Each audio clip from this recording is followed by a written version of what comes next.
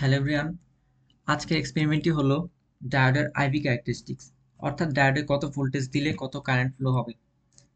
First of all forward বায়াসে diode প্রায় short সার্কিটের মতো আচরণ করে। সিলিকনের জন্য থ্রেশহোল্ড ভোল্টেজ হচ্ছে 0.7, আর জার্মেনিয়ামের জন্য 0.3। এই ভোল্টেজের নিচে কারেন্ট খুবই কম থাকে, কিন্তু একবার থ্রেশহোল্ড ভোল্টেজ পার হলে হঠাৎ কারেন্ট অনেক বেড়ে যায়। এই থ্রেশহোল্ড ভোল্টেজ পাস করার সাথে সাথে কারেন্ট ভ্যালু অনেক বেড়ে গেছে। এখন হচ্ছে রিভার্স বায়াসে কারেন্ট প্রায় শূন্য থাকে মাইক্রোঅ্যাম্পিয়ার রেঞ্জে, কিন্তু ভোল্টেজ অনেক বাড়ালে ডায়োডের ব্রেকডাউন হয় এবং প্রচুর কারেন্ট ফ্লো হয়। সো ল্যাবরেটরিতে আমরা সাধারণত এই ব্রেকডাউন টেস্ট করি না, কারণ হচ্ছে এতে ডায়োড নষ্ট হয়ে যায়।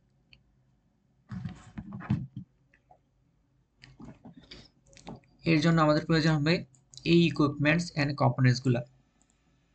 একটা ডায়োড স্পেসিফিকেশন হচ্ছে 194007, একটা রেজিস্টর 1 কিলো ওহমের, একটা ডিসি পাওয়ার সাপ্লাই, একটা digital multimeter, and cords and wire. এটা হচ্ছে একটা DC voltage source. So experimental সেটআপে আমরা দেখতে পাচ্ছি একটা কনফিগারেশন।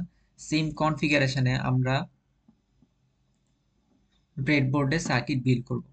সেখানে আমরা একটা দেখতে পাচ্ছি 1 কিলো ওহম রেজিস্টর, একটা ডায়োড, এবং ডিসি ভোল্টেজ সোর্স থেকে পজিটিভ সাইডটা কানেক্ট হয়েছে রেজিস্টরের সাথে, অ্যান্ড নেগেটিভ সাইডটা কানেক্ট হয়েছে ডায়োডের সাথে।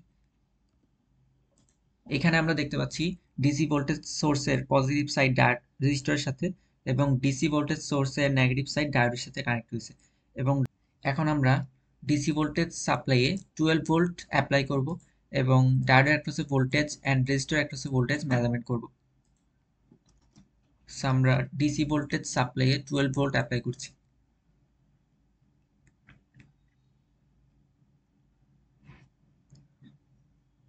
এখন ডিজিটাল মাল্টিমিটার দিয়ে ডায়োডের অ্যাক্রসে ভোল্টেজ মেজার করব। 0.675।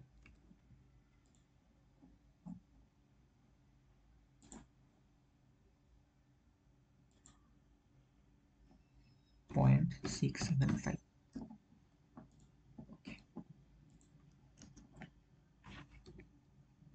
এখন আমরা রেজিস্টার অ্যাক্রসে ভোল্টেজ মেজার করব 11.35।